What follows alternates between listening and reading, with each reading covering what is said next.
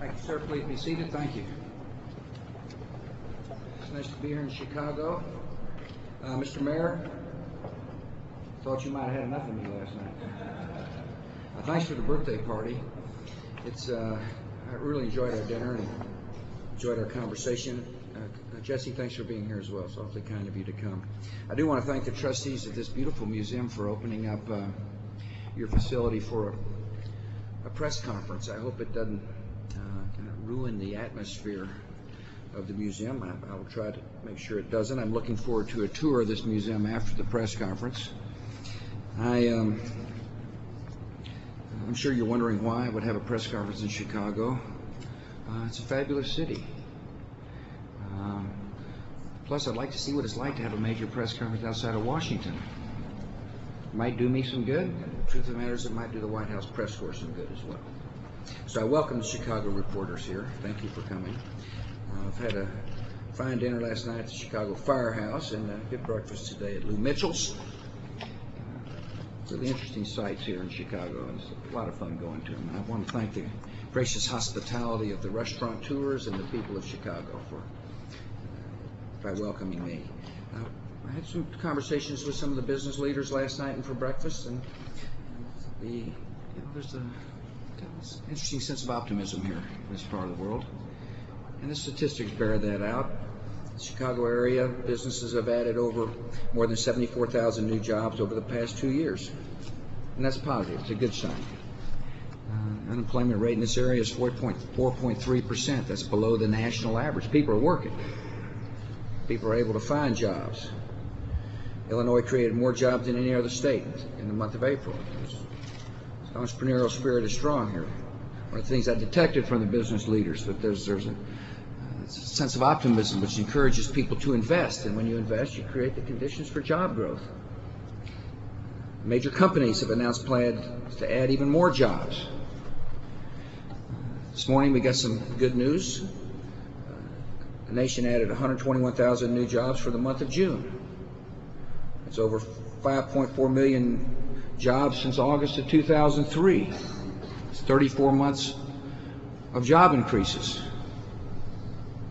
First quarter, our economy grew at 5.6%. Productivity is high. People are better off. Things are working. And so the fundamental question we face in Washington is, how do we keep economic vitality alive? What do we do? What are the policies necessary to keep this growth strong? And one policy is to keep taxes low. If you raise taxes, you take money out of the pockets of small businesses and entrepreneurs, which makes it harder to increase employment. One of the reasons I'm here at this museum is because one way to make sure we continue to grow our economy is to have a workforce that's capable of filling the jobs of the 21st century.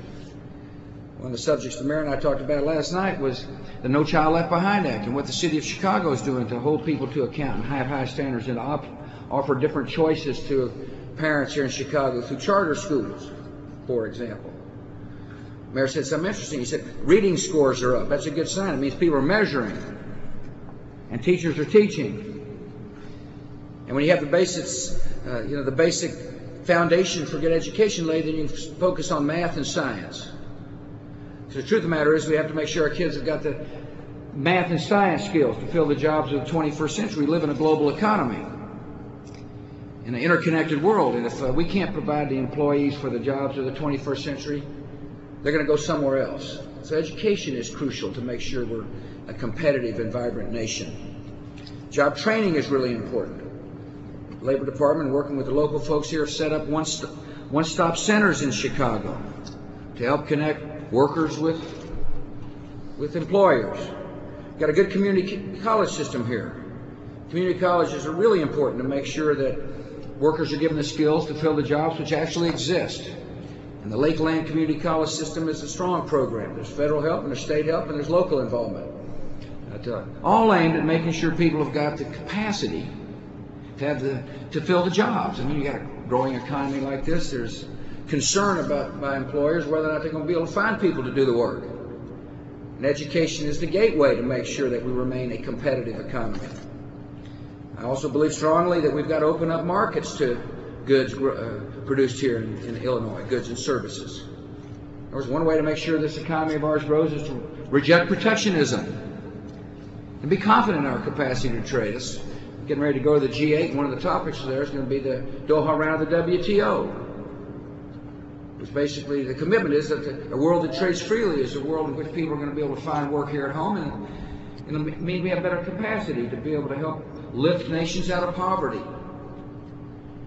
We talked last night about immigration. I found it interesting that the people that were there with the mayor and me, employers and Chamber of Commerce type people, put immigration as one of the issues they want to talk about. I told them this. I said, first of all, I'll always remember that immigrants have helped shape the character of this nation. We are a land of immigrants. I also remind them that the system we got today isn't working, and it needs to be changed and reformed. We're a nation of law, and we can be a compassionate nation when it comes to immigration, and the two don't conflict. So I've talked about a comprehensive immigration plan. But people in this country expect us to secure the border, and we will. The way you do that is you add more manpower and you put new technologies on the border to keep people from sneaking across. But in order to enforce this border, we got to have a rational way that recognizes there are people sneaking across to do work Americans aren't doing. They're doing jobs Americans are not filling. And my attitude is this: when you find a willing worker and a willing employer, there ought to be a legal way to let somebody come here to work on a temporary basis. It takes pressure off the border. When you got people sneaking across to do work, it puts pressure on the border. Somebody can come in on a legal way. It's going to make it easier for our Border Patrol agents to do the job. Secondly, one of the serious issues we have, and one of the issues that some of the leaders brought up yesterday was, the guy said, we really shouldn't be in a position to be document verifiers.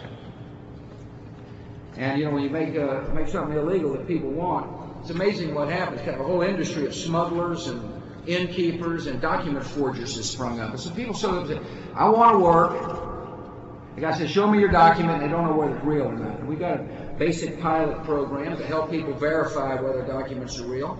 But one way to do it is if you have a temporary worker program, say, here's a tamper-proof card that'll enable our employers to be able to verify whether someone's here legally to do work on a temporary basis, and enable the government to hold people to account for hiring illegal workers. See, it's against the law to hire somebody who is here illegally, and the American people expect us to enforce the law, and we will. But the system needs to be reformed. I told the workers last night that there are about 11 million people here, more or less, who have been here for a while. They're building families and they're good workers. And they said, what you going to do about it? And I said, well, there's two extremes on this issue. One extreme is kick them out. Deport everybody. That's not going to work. It may sound like a kind of an interesting sound bite, kind of a nice throwaway line, but it's not going to work. It's impractical. The other option is say, well, you're an automatic citizen. That's called amnesty. That won't work. And the reason that won't work is if you grant 8 or 9 million people who are here illegally automatic citizenship, it means another 8 or 9 coming. The best way to deal with this problem, in my judgment, is to say, look, you're here illegally, there's got to be a consequence. The consequence could be a penalty, a fine. It could be a proof that you're not a criminal. There's got to be ways to say make restitution for society for breaking the law. But say to the person, you can get in the citizenship line, but at the back of the line, not at the beginning. See, there are people in line who want to become a citizen of the United States. It doesn't make sense to penalize those who are here illegally, playing by the rules, to let people who've been here illegally get ahead of them. This is a comprehensive plan. The House has passed a bill, the Senate has passed a bill, and we're working in Washington to reconcile the differences. It's hard work. It's not an easy assignment. But I'm confident if we all keep working on it, we can get a comprehensive bill done, which would be good for the country. And send the message that we're a land of different folks, from different religions and different backgrounds, all united under the great American ideal. I spend a lot of time worrying about the war on terror. I think about it every single day. My biggest job, frankly, is to protect the American people. And this is a dangerous world, and there are people out there lurking who are trying to figure out ways to hurt us. I know some dismiss that as empty rhetoric. I'm just telling you it's the truth. And therefore, we're doing a lot of stuff in Washington, reforming our intelligence services to be able to react better. The FBI is now focusing on counter-terrorist activities. CIA is developing more human intelligence, which will make it easier to be able to do our duty. We're also on the offense against the terrorists. We'll keep the pressure on them. We'll bring them justice before they hurt our people. The central front of the war on terror is Iraq. And I know Iraq's on the minds of a lot of people here in Chicago. It's hard work. It's hard work because we face an enemy that will kill innocent people in order to achieve an objective. And their objective is to drive us out of Iraq so they can have safe haven from which to launch attacks against modern Muslim nations so they can spread their ideology of hate. They want us to, they believe capitalist societies and democracies are inherently weak. They do not believe that we've got the capacity to do the hard work necessary to help the Iraqis succeed. And they're mistaken. They're just wrong. Success in Iraq is vital for the security of the United States, and success in Iraq is vital for long-term peace. And so therefore we'll complete the mission. And we've got good partners. Zal Khalilzad came in the other day. He's our ambassador to Iraq, and he, like me, has confidence in Prime Minister Maliki. He's a guy who can set goals and follow through on those goals. He understands what needs to be done in order to succeed. And he represents the will of 12 million people who went to the polls. It's a pretty interesting sign that the Iraqi people want to live in freedom. There's been a lot of sacrifice in the war on terror. People have lost lives. We've lost, obviously, a lot of lives here on the homeland, and we've lost lives overseas. I think of Corporal Ryan Cummings from right here in the Chicago area. He was an honor student at Hoffman Estates High School. He volunteered for the United States Marine Corps. He served 2 tours of duty in Iraq. And then he volunteered for a 3rd. Ryan understood the stakes. He understood we must win, and so he said, I'd like to go back.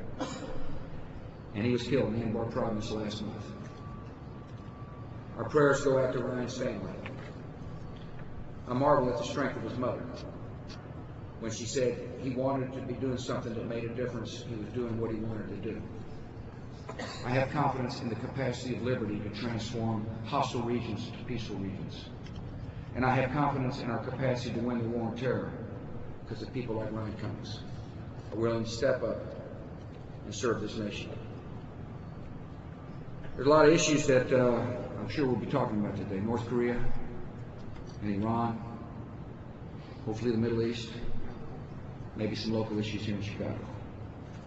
It's my honor to be here. Thank you for coming.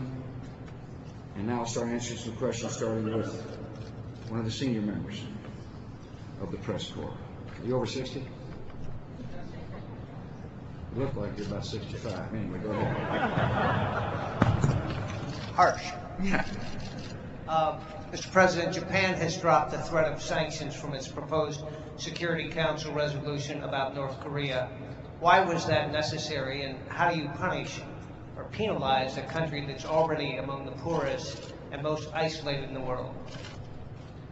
I think that the purpose of the UN Security Council resolution is to send a clear message to the leader of North Korea that the world condemns that which he did. Part of our strategy, as you know, has been to have others at the table, to say as clearly as possible to the North Korean, get rid of your weapons and there's a better way forward. In other words, there's a choice for him to make. He can verifiably get rid of his weapons programs and stop testing rockets, and there's a way forward for him to help his people. I believe it's best to make that choice clear to him with more than one voice. And that's why we have the 6-party talks, and now that he has defied China and Japan and South Korea and Russia and the United States, all of us said don't fire that rocket. He not only fired one, he fired 7. Now he made that defiance. It's best for all of us to go to the UN Security Council and say loud and clear, here's some red lines. And that's what we're in the process of doing. You know, the problem with diplomacy, it takes a while to get something done. If you're acting alone, you can move quickly. When you're rallying world opinion and trying to, come up with the right language at the United Nations to send a clear signal, it takes a while. And so yesterday, I was on the phone with, I think I mentioned this to the press conference yesterday, to Hu Jintao and Vladimir Putin, and the day before to President and Prime Minister Koizumi. And Connie, by the way, was making the same calls out there to her counterparts, all aiming at saying, it's your choice, Kim Jong-il. You've got the choice to make. So we'll see what happens at the UN Security Council. I talked to Connie this morning first thing in anticipation of this question. She feels good about the progress that can be made there. Yeah. Well, it's what matters most of all is for Kim Jong-il to see the world speak with one voice. That's the purpose, really. Here's the problem. It seems like to me that there have been agreements with North Korea in the past. It's a '94 agreement. I think you were around here then, Senator. And then it turns out he didn't live up to the agreement.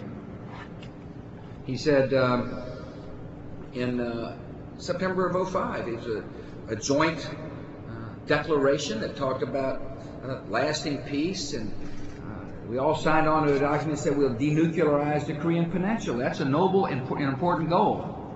This was signed by the 5 of us plus North Korea. He had also talked about, the rocket moratorium. He assured Koizumi in '04, Prime Minister Koizumi, that he would adhere to that. And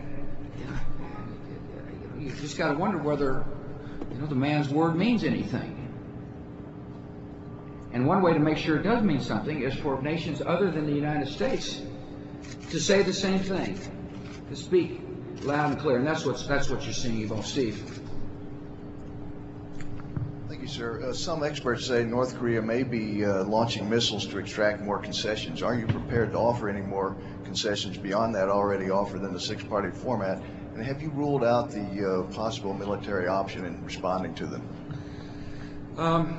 As you know, we want to solve all problems diplomatically. That's our first choice. What was the first part of your question? It's what happens when you're 60. Look, I don't know. I don't know what the man's intentions are.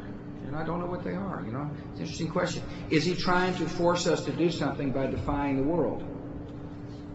If he wants a way forward, it's clear. If he wants to have good relations with the world, he's got to verifiably get rid of his weapons programs, like he agreed to do in 1994, stop testing missiles, and there is a way forward.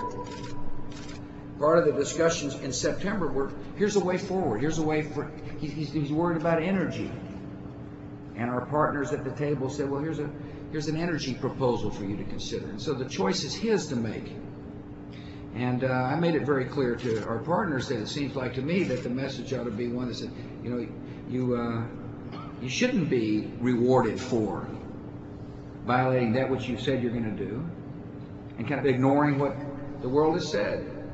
And it's just, whether it be the Iranian issue or the North Korean issue, there is a way forward for these leaders that will lead to a better life for their people and acceptance into the international community. And one of the things we've done in the United States is to work with a coalition to send that message. It's a clear message. He knows what his options are. Kelly. A couple of them, we'll start working in local here. Warm up. Yeah.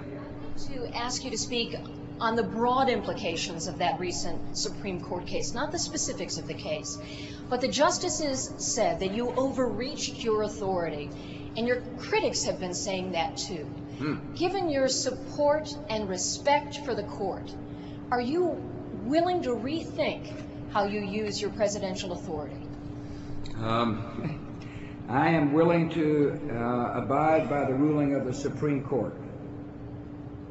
And the Supreme Court said that in this particular case, when it comes to dealing with illegal combatants who were picked up off a battlefield and put in Guantanamo for the sake of our security, that we should work with the United States Congress to develop a way forward. And it didn't say we couldn't have made that decision. See?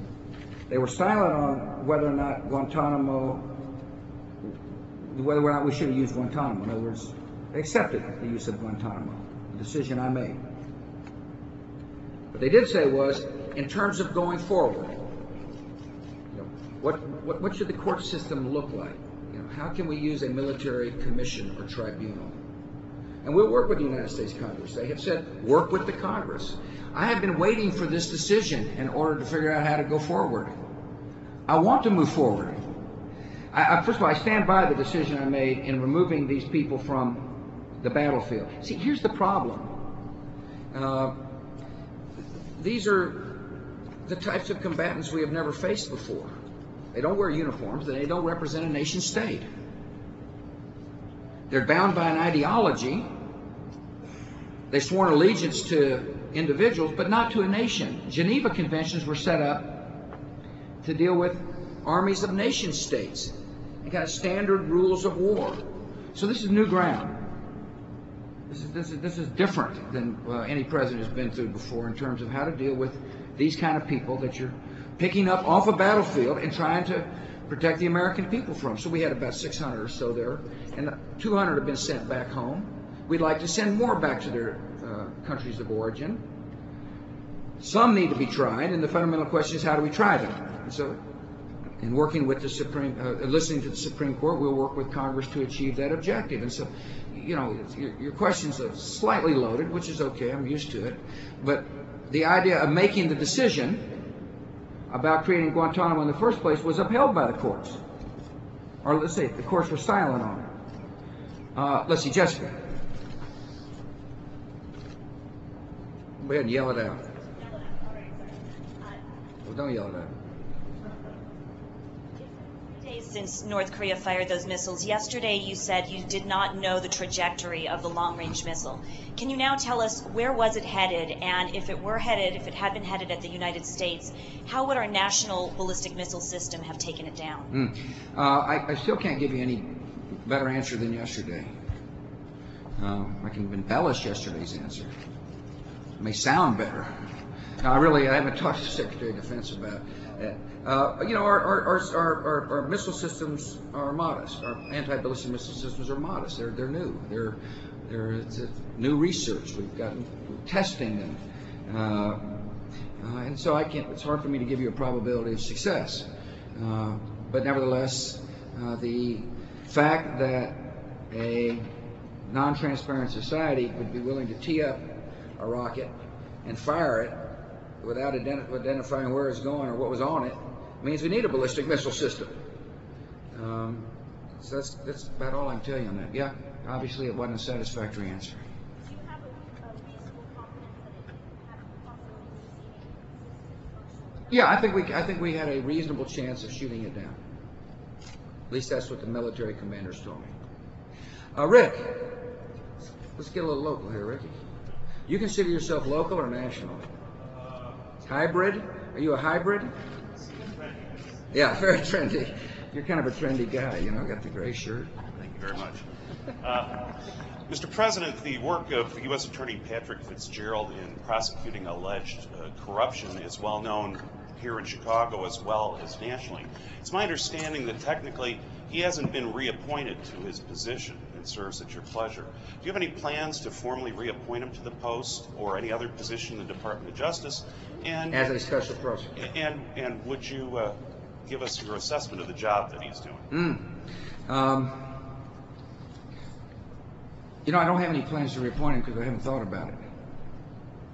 I will now think about it now that you brought it up. I can give you an assessment of how I thought he handled the case in Washington. I haven't been following the cases here.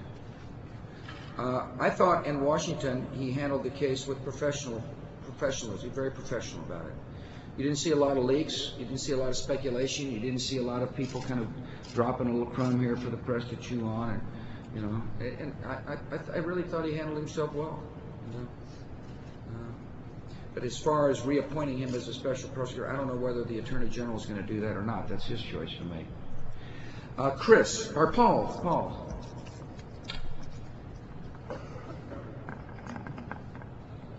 Mr. President, gas prices are high, as you know. Oil is at 75 a barrel. There's a poll that suggests that 3 in 4 Americans are not content with your leadership on the issue, and that the State of the Union pitch for alternative fuel technology has fallen flat and is not moving. Why not call for an emergency energy summit and lift the issue to a higher priority? Well, I thought addressing the issue at the State of the Union was pretty much lifting it to a high priority. When you include it in the State of the Union, it means it's a top priority, and it is. It took us a while to get in a position where we're reliant upon sources of energy from outside our boundaries. It's going to take us a while to become less dependent. It just takes a while. Things just don't happen. I told the people if I could lower gasoline prices with a snap of the fingers, I'd do it. And I've been talking about energy independence since I first got elected. And we've made some progress. We made progress by encouraging the spread of ethanol. And I think if you were to look at the facts, that ethanol has gone from low market penetration to pretty significant market penetration in selected parts of the country, relatively speaking, particularly the Midwest. There's more work to be done. There's a lot of ethanol plants being built as we speak, and there's incentives in government law to do that. We've affected CAFE standards when it comes to light trucks, which will help consumers make rational decisions. We put incentives for people to buy hybrid vehicles in law. If you go out and buy a hybrid vehicle, you get a tax credit. I happen to believe it's essential for us to promote nuclear power as a way to make us less dependent on natural gas from overseas, for example. It also would help us be wise stewards of our environment.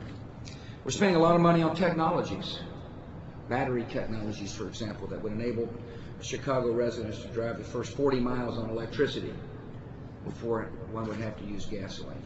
And so we do have a full-blown strategy to make this country less dependent on foreign sources of oil, to help relieve pressure at the gas pump.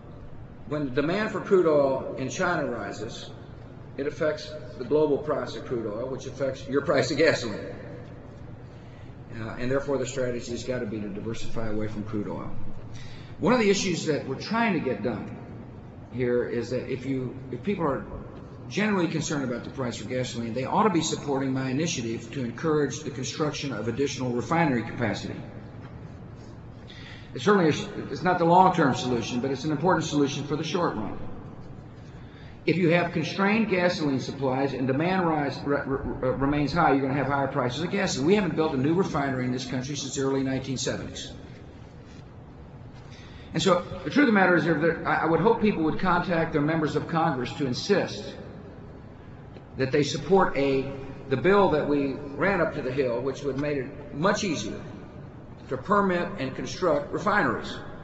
So we have a comprehensive plan. It's a serious issue. I understand people are paying high gasoline prices here. It's like a tax, and I understand it's like a tax. And we've got a strategy to deal with it. Anna, going to work our way down the road here. The Daily Herald. Yeah. Is that one of Pearson's competitors? Huh? It is? Well, we compete with everyone. So, my question is focusing too also on technology. There's been a lot of mergers with companies in the technology industry, and one of the more recent ones was Lucent Technologies with Alcatel, which is French-owned. How do you feel about a lot of the foreign-owned companies buying out U.S. tech companies, especially those that have military contracts? We have laws that prevent sensitive technologies from being transferred as a result of sale and or merger. We watch that very carefully. On the broader scale, I have no problem with foreign capital buying U.S. companies, nor do I have a problem with U.S. companies buying foreign companies. That's what free trade is all about. As a matter of fact, there are workers working here in Illinois because of foreign investment. Foreign company takes a look at Illinois, they like the tax structure, they like the governance, they like the workforce, and they invest. And when they invest, they create jobs. A lot of the jobs in America exists as a result of foreign companies investing here in our country. So I believe in opening markets. I do believe in protecting secrets, but we've got laws on the books to prevent secrets from being transferred or vital technology from being transferred. But I believe in free flows of capital, and I believe in free trade. And that's not a given in the United States. There are people who say, well, we can't compete with China, let's throw up roadblocks. Let's protect ourselves. Or, we don't want, foreigners coming to invest in our country. I think that would be a mistake. I think that's the early signs of protectionist sentiments, which would mean our economy wouldn't grow. In my State of the Union, the very same State of the Union that I addressed the energy problem, I talked about trends that are worrisome. One trend would be protectionism, and its a corollary would be isolationism. An isolationist world basically says, don't worry about what happens overseas, we'll just worry about what happens here at home. Don't worry about HIV/AIDS on the continent of Africa. Not our problem. Don't worry about Darfur. It's not our problem. Don't worry about the fact that there's tyrannies in the Middle East. That's not our problem. The truth of the matter is all of these issues are our problem, and if we became isolationists, we would not do our duty to protect the American people and kind of lay the foundations for a better world. People say, well, China's too tough to compete with. Let's just throw up tariffs. I completely disagree. I think competition is good and healthy. I think it's important to have a competitive world. It means that people are constantly producing a better product and a better service at a better price, which is good for consumers. Yes, sir. An aide to Judy Topinka was quoted as saying that given your low approval ratings in the polls, they prefer you to come here in the middle of the night. Didn't work. I'm got lunch. I'm wondering if you're offended by those remarks and whether or not you think your presence may actually harm Republican candidates when you come out to campaign. I'm not offended. First of all, am I offended that you read the person's remarks to me? No, I'm not offended that you're reading that at all. Nor am I offended at what the person said. The first I've heard it was just then. And I'm coming to lunch. I think it's going to be a pretty successful fundraiser. And we will hold the House and the Senate. And I've spent a lot of time on the road. I like campaigning. And I'm proud she invited me. And yeah.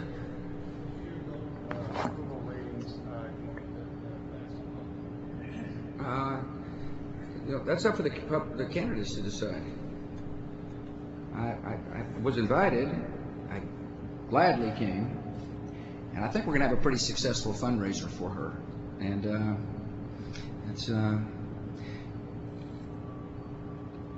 here's how you win elections. You win elections by believing something. You win elections by having a plan to protect the American people from terrorist attack. You win elections by having a philosophy that has actually produced results. With economic growth, for example, or kind of changing the school systems for the better, or providing prescription drug coverage for elders. That's how you win elections. And I'm looking forward to these elections. I think you'll be surprised. Maybe you won't be surprised. Probably a sophisticated political analysis. You know what's going on. Yeah. Mr. President, a lot of people here in Chicago tell us that they see an incongruity in your foreign policy. We're involved in a shooting war in Iraq, yet we have a leader in North Korea who has announced his affection for nuclear weapons and no hesitation to use them against the United States.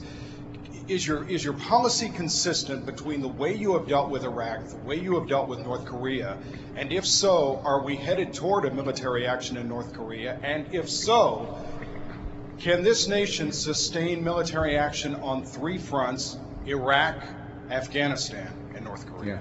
Yeah. I have always said that it's important for an American president to exhaust all diplomatic avenues before the use of force.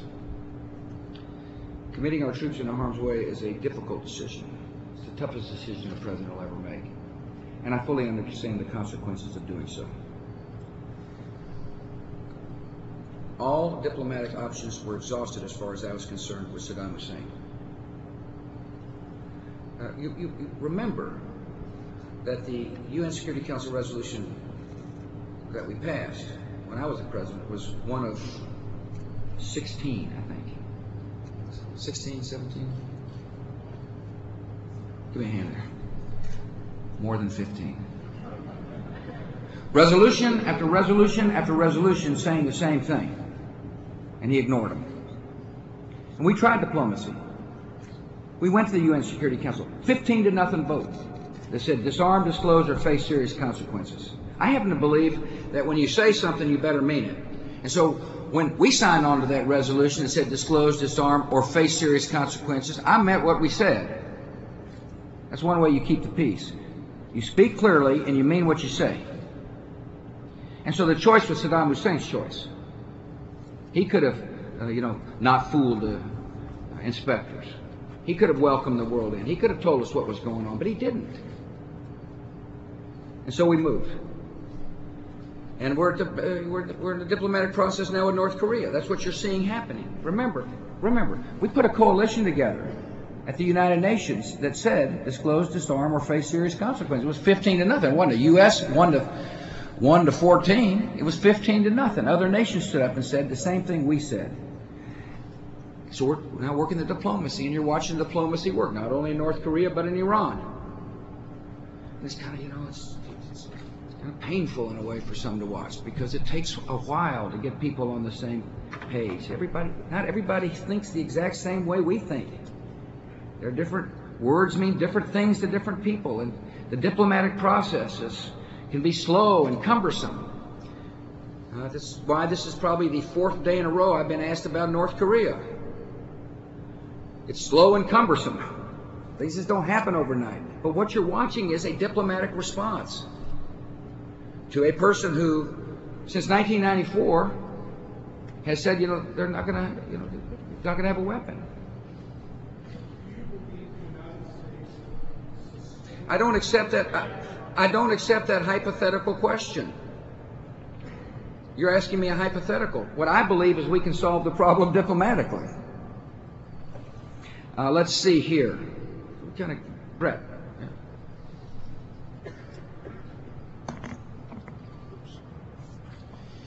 Mr. President, if the EU does not receive a definitive answer from Iran on the incentives package by next week, do you foresee the G8 summit as being a springboard to bring that issue to the UN Security Council?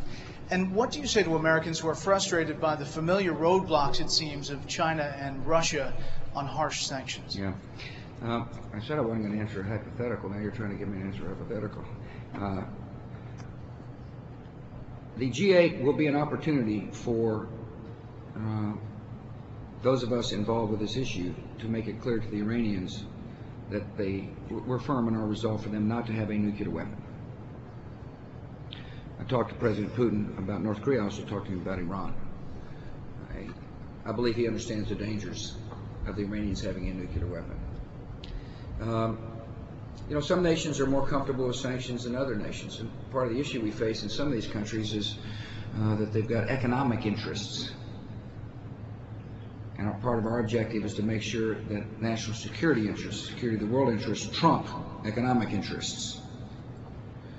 And sometimes it takes a while to get people focused in the right direction. The first step of a diplomatic solution is for there to be a common goal agreed upon by those of us participating in the process. The goal in North Korea is a nuclear weapons-free peninsula, not just in North Korea, but North and South Korea. And that's an important goal.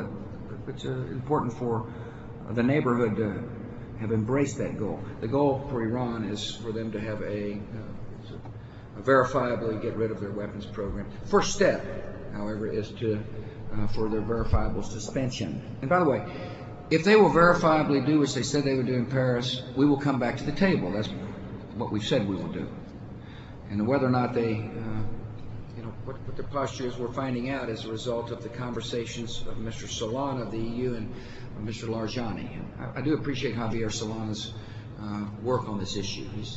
I saw him when I was in Austria, and I thanked him for doing a good job. Yeah. Trying to kind of tamp the follow-ups down a little bit here. Do I have a sense of urgency? I have I'm realistic about how things move in the world. Sanger will tell you he's been covering North Korea since the mid-90s. These problems don't arise in a nanosecond. It takes a while for a problem to fester and grow, and then it takes a while to solve them diplomatically. It's just the nature of diplomacy. I wish we could solve them overnight, but I'm a realistic person. One thing I'm not going to let us do is get caught in the trap of sitting at the table alone with the North Korean, for example. In my judgment, if you want to solve a problem diplomatically, you need partners to do so. And you know, a good partner to have at the table with us is China.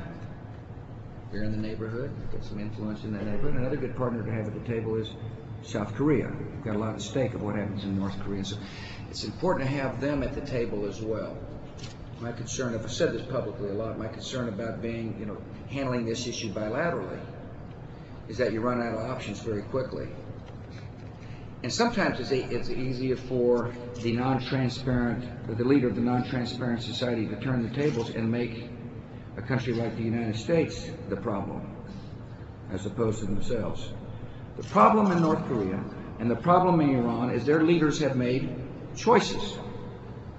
And what we're saying is there's a better avenue for you. Here's a different route. Here's a different way forward for your people. I said yesterday, and I truly mean this, I am deeply concerned about the plight of the folks who live in North Korea. I'm concerned about starvation and deprivation. I'm concerned that little children are being denied enough food so they can develop a mental capacity to be citizens of this world. I'm concerned about concentration camps. There is a better way for the people of North Korea, and their leader can make better choices if he truly cares about their plight. And we have made clear what that choice is. Susanna. If I could follow up, you say diplomacy takes time. Yes, it does. But it was 4 years ago that you labeled North Korea a member of the axis of evil. And since then, it's increased its nuclear arsenal, it's abandoned six-party talks, and now these missile launches. Let me ask you, it's increased, that's an interesting statement. North Korea has increased its nuclear arsenal. Can you verify that? Well, intelligence sources say, if you'd like to dispute, that's no, fine. I'm not going to dispute. I'm just curious. Our intelligence sources say that it's increased the number of its nuclear capabilities. That's potential danger. It's increased its nuclear capabilities. It's abandoned six-party talks, and it's launched these missiles. Yeah. Why shouldn't Americans see the U.S. policy regarding North Korea as a failed one? Because it takes time to get things done. What objectives has the U.S. government achieved when it comes to North Korea, and why does the administration continue to go back to the same platform process if it's not effective in changing North Korea's behavior? Suzanne, these problems didn't arise overnight, and they don't get solved overnight. It takes a while. Again, I think if you look at the history of the North Korean weapons program, it started probably in the 80s. We don't know. Maybe you know more than I do about increasing the number of nuclear weapons. My view is we ought to, treat North Korea as a danger, take him seriously. No question that he has signed agreements and didn't stick by them.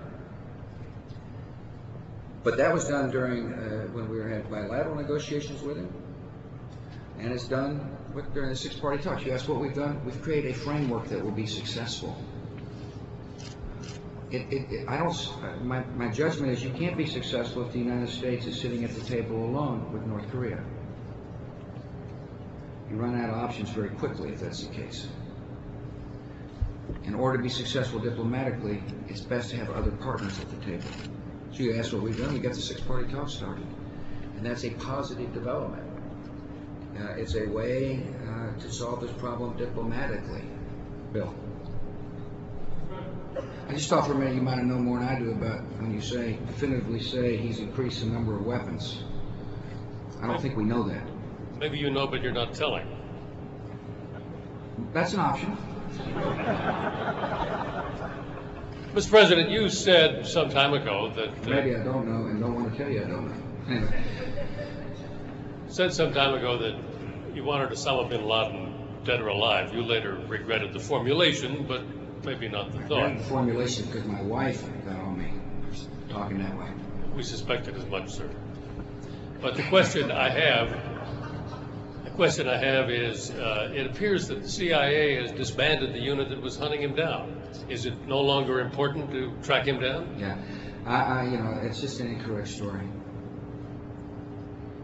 I mean, we got a lot of assets looking for Osama bin Laden. So whatever you want to read in that story is just not true. Period. Absolutely. No ands, ifs, or buts. And my judgment is a matter of time, unless we stop looking. And we're not going to stop looking so long as I'm the president. Not only for Osama bin Laden, but anybody else who plots and plans attacks against the United States of America. We're going to stay on the offense so long as I'm your president. And my judgment is, if we let up, the pressure on the world's more dangerous. In the short run, we will bring these people to justice. We will use good intelligence. We'll share information with our allies. We will work with friends. We'll bring people to justice. In the long run, the way you defeat this enemy is spread liberty. And that's what you're seeing unfold. Yes, sir. You are Carlos. Who are you working for, Carlos? CLTV, the Tribune TV station in town. CLTV. I work with Pearson, so. Yeah. Well, thank you, Mr. President. Last summer when you were here to sign the transportation bill in Denny Hastert's district, you described Mayor Daley as a great mayor. If you've read the morning papers, you'll find that Patrick Fitzgerald has secured the conviction of one of the mayor's former top officials for rigging city jobs to benefit the mayor's political workers. Does that change your assessment of Mayor Daley's tenure? I still think he's a great mayor. This is a well-run city. And he gets a lot of credit for it. He doesn't get the sole credit. He gets a lot of credit. He's a leader. Thing I like about Daley is when he tells you something, he means it. Like he told me, he said, "We're gonna whomp you in the 2000 election." He meant it. He's proud to call him friend. I'm proud to have shared my 60th birthday with you, Mayor. Yes, sir. Yeah. Mark. Yes, sir. Thank you. Mark Sapelsa, Fox News, Chicago. Mr. President, 3 Illinois National Guard units left this week for Iraq at a time when there's discussion about withdraw or draw down of troops. What are the families of these Illinois National Guardsmen to expect? Yeah. They expect that their loved one will be participating in a noble and important cause. If I didn't think it was important, I wouldn't have put out the orders to have people go there. If I didn't think we could win, I wouldn't be there. That's what they can expect. They can expect tough work, tough sledding, and they can expect a grateful commander-in-chief and a grateful nation for their sacrifices. In terms of troop levels, those decisions will be made by just the Iraqis. They're saying it's not worth it. There are a lot of Iraqis over there determined, trying to make up their mind whether they want to be, part of democracy or whether or not they're going to, kind of take to the hills and see what happens. Artificial timetable withdrawal, kind of early withdrawal before this finishes, sends the message to the enemy. We were right about America. That's what they say. Al Qaeda has said it's just a matter of time before America withdraws. They're weak, they're corrupt, they can't stand it, and they'll withdraw. And all that would do is confirm what the enemy thinks. And getting out before we finish the job would send a terrible message to the troops who sacrificed.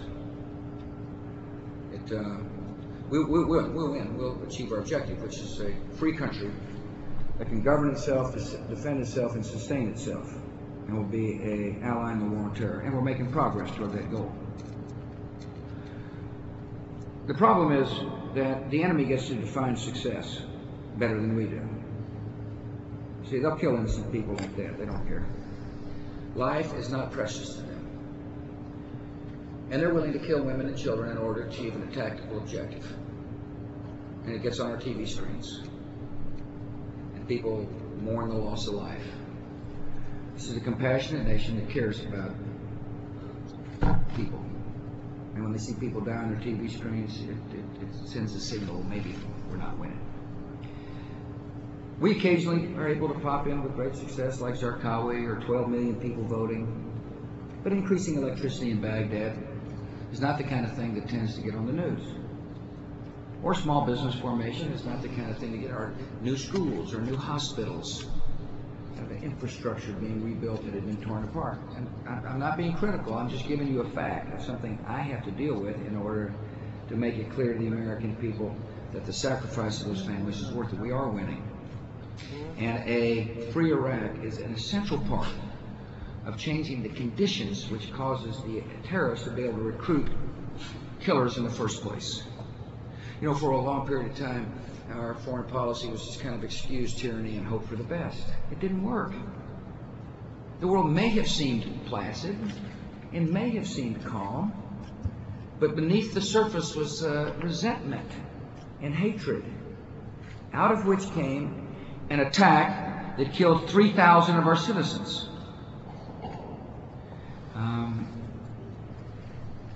And so I am committed to the spread of liberty.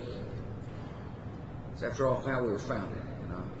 And there's a debate here in the United States that says, well, maybe it's too much for the United States to insist others live in a free world. Maybe that's just too unilateral. I view that as cultural elitism, people who say that. It's like saying, we're okay to be free, but you're not.